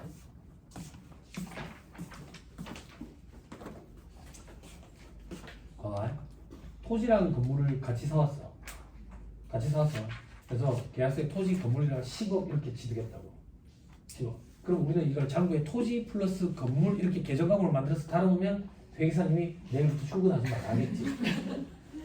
그치? 쪼개야 될 거 아니야. 그죠? 어떻게 쪼개는 게 가장 좋은 방법이에요? 계약서를 다시 써보라세요. 그게 가장 좋은 방법이에요. 뭐 건물 2억, 부가세 2천, 토지 8억, 10억 2천. 그게 가장 합리적인 방법이에요. 그런데 여기가 수수료를 많이 주는데 그래서 우리가 그렇게까지 못하기 때문에 그러면 기준시가 별로 안 불어내야 돼. 그 기준시가는 토지는 개별 공시지가, 건물은 국세청장 고시가액이 되는데 국세청장 고시가액을 계산하는 방식이 있어. 그거 사람이 암산해서 못해.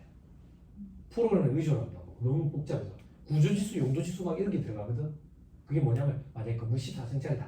14층짜리 뭐 지하 1층은 보일러실이다. 지하 2층은 뭐 경비실이다. 면적은 몇 평이다. 그리고 뭐 화장실이다. 이런 걸 다 집어넣어야 돼. 다 집어넣어야 된다. 목조자, 뭐 연화조자, 블록조자, 철근 콘크리트 구조자, 경량 철골조자 뭐 이런 것들 넣어야 된다고. 그래서 계산이 복잡하기 때문에 양도코리아나 양도박사에 의존을 해. 그래서 사무실에 의사결정자분한테 기준시가 토지랑 건물로 좀 쪼개주세요. 그러면 여기 의사결정자분들 계시죠? 엑셀 파일에다가 그걸 담아가지고 직원들한테 주면 직원들이 이제 복비 준 거 요걸 쪼개가지고 장부에다가 달 거야. 그래서 토지 건물 숫자가 더럽지. 쪼갰기 때문에. 됐죠? 자, 이제 반대. 토지와 건물을 일괄 공급한대. 파는 거야. 토지의 공급은 면세, 건물의 공급은 과세. 그런데 같이 합쳐서 10억에 팔았대. 자, 제일 합리적인 방법은 뭐라고? 계약서를 다시 써오라고. 다시 그게 가장 합리적인 방법이에요. 근데 그게 안 된대. 그러면 기준시가 비율로 또 안분을 해. 안분을 해요.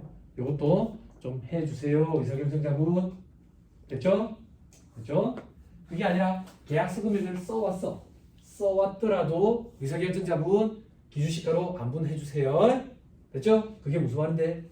토지의 공급은 면세지, 건물의 공급은 과세지, 부가세를 일부러 낮추기 위해서 토지값을 뻥튀기 시킬 수가 있어. 그래서 기준시가로 안분한 금액이라 한 개라도 30% 이상 차이가 나. 그러니까 토지는 30% 이상 차이 나고 건물은 30% 차이 안 난대.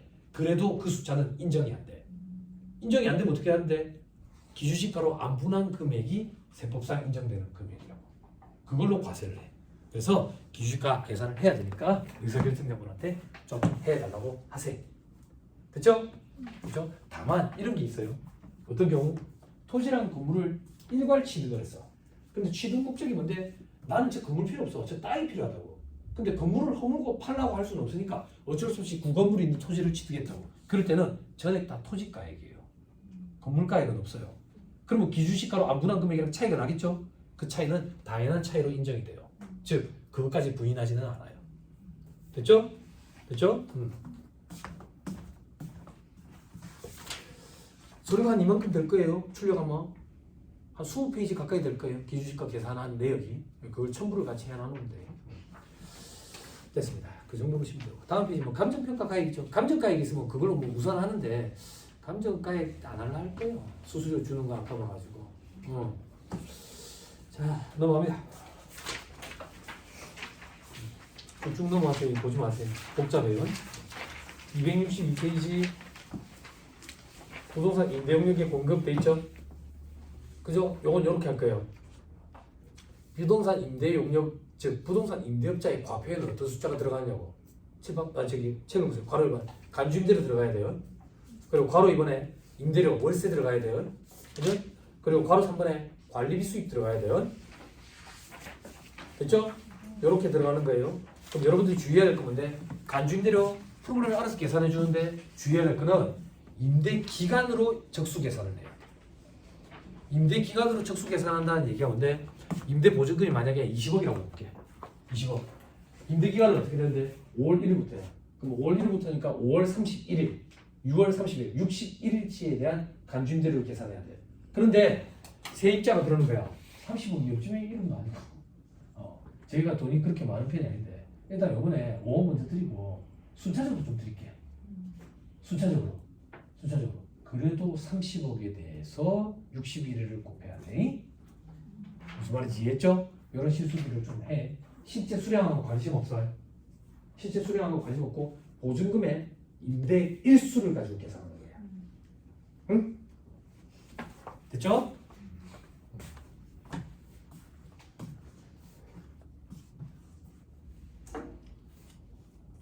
그거 말고는 사람들이 실수하는 부분이 다 비슷해서. 하나만 더. 여러분 우리 적수 계산이라는 거 있잖아. 적자가 쌓을 적자거든. 그게 쌓인 숫자다 그 얘기야. 하루하루 쌓인 숫자. 이 적수 계산은 민법에 있는 기준을 갖다가 쓰는 거거든. 민법에 초일 산입, 말일 불산입, 초일 불산입, 말일 산입 이런 게 있거든. 그게 어떤 거냐면 첫날이 24시간 다 안 채워지면 그냥 하루로 보자. 채워진 걸로. 마지막 날이 24시간 다 안 채워지면 없는 걸로 보자. 그게 초일 산입, 말일 불산입. 반대의 경우가 초일 불산입, 말일 산입. 뭐든 상관없이 1월 1일부터 12월 31일까지면 364일로 하루만 빼면 돼. 하루만 빼면 되는 이게 적수 계산의 원칙인데 간주임대료는 예외야. 간주임대료는 첫날도 집어넣고 마지막 날도 집어넣어야 되기 때문에 365일이라고. 그럼 1년으로 따지면 암기하세요. 상반기 181일, 하반기 184일. 됐죠? 그죠? 그 정도는 다 암기하고 계세요. 그죠? 유년인 경우에는 182일, 184일. 유년 어떻게 한다고 했어요? 가르쳐줬죠? 안 가르쳐줬어요? 지금 몇 년도예요? 언니 지금 몇 년도예요? 2024년 4로 나눠보세요. 딱 떨어지죠? 그럼 윤년. 뭐래? 4로 딱 떨어지는 해가 윤년. 됐죠? 이런 건 전문용어로 상식. 그죠? 세법책이 없어요. 상식책을 찾아보면 있을 거예요. 그죠? 그죠? 간주인들만 유일하게 적수 계산할 때 첫날 마지막 날 다 넣어야 돼. 왜? 계약서가 첫날 0시부터 마지막 날 24시까지로 돼 있거든. 그래서 첫날도 다 차 있고 마지막 날도 다 차 있기 때문에 다 집어넣어야 돼. 양쪽 다. 나머지는 적수 계산할 때 하루 빼면 돼. 앞을 빼든 뒤를 빼든. 그죠? 그죠? 여기 그 제 동생들 보면 부지런 떠는 동생들이 있어요. 보증금 30억인데 일단 5억 받았다고 5억 가지고 일수 계산하고 추가로 5억 주면 10억 가지고 일수 계산하고 그렇게 하는 거 아니다. 그죠?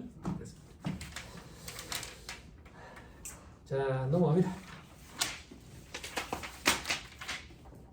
자, 267페이지. 재화의 수입에 대한 과세표준은 세관장이 해줄 거예요. 그냥 참고 삼아보세요. 세관장의 과표는 밑에 보시면 관세 과세 가격, 관세 과세 가격이라는 게 있답니다. 그게 뭔데요? 저는 세무사지 관세사 가격. 그리고 관세가 있고요. 개별 소비세, 출세, 교통에너지 환경세, 교육세, 농특세. 그죠? 자, 우리 뭐 왜 뭐라는 건데 그러면 필요도 없는데 이게 언제 우리가 쓰이냐면 제가 이렇게 얘기했죠. 부가가치세법에 과표에 들어가는 숫자는 개별 소비세, 출세, 교통에너지 환경세, 교육세, 농특세, 즉 간접세가 그 부가세가 있으면 그냥 과표에 다 집어넣으면 돼. 다 집어넣으면 된다. 왜? 부가세 과표에는 간접세를 포함한다라고 규정이 돼 있거든. 다 포함하면 돼. 근데 어디 주의해야 되냐면 우리 의제매입세 공제받을 때 있잖아. 의제매입세 공제받을 때 외부로부터 수입한 것도 의제매입세 공제를 받을 수 있다고. 수입한 게 식용으로 제공되는 농축수 임산물은 면세잖아. 의제매입세 공제를 받을 때 그때는 얼마의 금액을 가지고 할 거냐고. 관세의 과세가격, 관세의 과세가격 가지고 해. 나머지는 안 더한다고. 그 파트만 조금 주의하면 돼. 그래서 잠깐 보자 한 거야.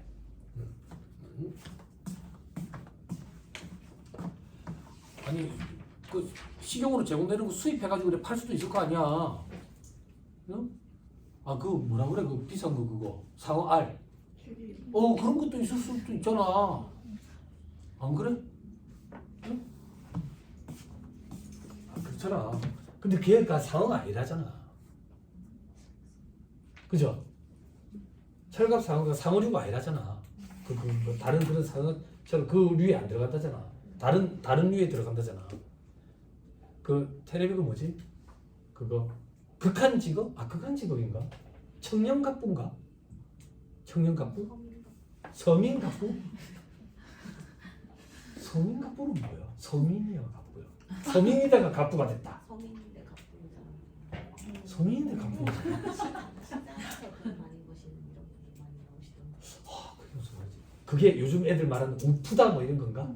우프다, 웃긴데 슬프다 뭐 이런 건가? 그죠? 우프다가 무슨 말이야 애들이. 그랬는데 얼마 전에 한번 느껴봤어. 이런 게 우프다구나. 서민갑부가 뭔가 했던 방송 보는데 젊은 사람이 지리산 산 속에 들어가서 보셨어요? 방송 혹시 보시는 게요? 철갑상어 키우죠. 양식하죠. 산 속에서 양식장 만들어가지고 국내 거의 뭐 반 이상을 자기가 유통하던데. 개비요. 뭐 보셨어요? 방송 그런 방송도 좀. 그 방송에 보니까 어떤 사람은 직장생활 하다가 은퇴하고 산 속에 들어가서 양식장을 만들어서 천연 양식장을 만들어서 토하를 키우대. 이런 새우가 있더만. 토하젓이라고 젓갈 만드는데 엄청 비싸더만. 민물 새우인데 우리 대죽밥집에 가면 푹 퍼서 넣는 그런 게 아니야. 엄청 비싸더라고. 엄청 비싸. 그 방송 재밌던데. 거기 보면 그 젊은 사람이 그래 캐비어 하는데 부산에 해운대 소고기집에 납품하는데 그거 촬영하더라고. 해운대 그 소고기집 뭔지 모르겠는데 소고기에 그 캐비어 그거를 올려가지고 먹더라. 비린내나게. 아무튼 그래 근데 아주 맛있고 비린내나고 좋겠다. 아니 그렇지 뭐 맛있는데 비린내 나는 거 있잖아. 지금 요즘 과메기 제철이잖아. 저희 애들이 뽀뽀를 안 해줄란다고. 입에서 이상한 냄새 나. 양치를 해도 그런 거. 제가 중국에서 살 때는 캐비어 좀 먹어봤거든요. 그냥 수족관에 한 이만한 거 있죠. 그 당시에 한국 돈으로 7,000원 주면 이걸 통으로 쪄줘요. 그래서 좀 먹어봤죠. 그게 그래 비싼 건지도 모르고. 한국에 오니까 이제 먹을 일도 없죠. 그런 경우는 뭐 수입하는 경우도 아니겠어요. 물론 규격화가 된 포장도시로 팔면 모르겠지만 그게 아니면 벌크 형태로 들어온다면 그런 일도 아니겠어요. 그죠? 그럴 때는 관세 과세 가격이 의제매입세 공제 대상이 된다. 그죠? 자, 넘어가면 여러분 이거 하나만 보세요. 267페이지 제일 밑에. 재화 공급식 과세 표준은 재화의 공급가액에서 재화 수입식 과세 표준을 뺀다 돼 있죠. 그죠? 요거 이해돼요? 요게 아까 요거 보세 구역에서 통관을 거치면 재화의 수입과 재화의 공급이 합쳐진 거래라 했잖아. 그때 재화의 수입은 세관장의 과표, 나머지가 재화의 공급 A의 과표를 했지. 그거 계산하는 거 얘기하는 거야. 그래서 재화의 공급가액 우리 아까 이거 300원 했나? 300원. 재화 수입식 과표는 100원. 그래서 200원 이렇게. 됐죠? 넘어갑니다. 시간이 얼마 됐지? 많이 됐네. 화장실 좀 갔다 오시죠. 네. 화장실 갔다 오셔가지고 또 하시죠.